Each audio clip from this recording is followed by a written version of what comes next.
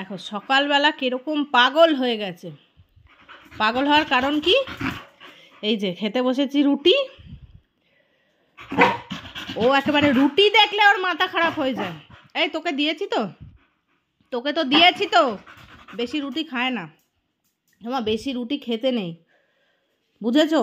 তোমাকে তো দেয়া হয়েছে, একটু একটু করে তো দেয়া হয়েছে, তুমি ভাতও খাবে। বেশি রুটি খেলে তোমার পটি হবে। তারপর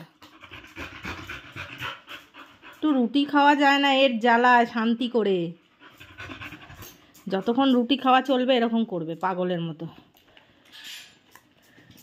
খেয়েছিস? আবার যা, ওদিকে চলে যা, আবার যে দেখে তোর ভাত দিয়েছে নাকি খোঁজ করে যা, দেখ কিভাবে রুটি খাচ্ছে। কাউকে রুটি খেতে দেয় না, কাউকে রুটি খেতে দেয় না। এই তোর জন্য কি রুটি করা বন্ধ করে দিতে হবে বাড়িতে? তোর জন্য কি কেউ রুটি খেতে পারবে না? রুটি দেখলে পাগলের মতো হয়ে যাস।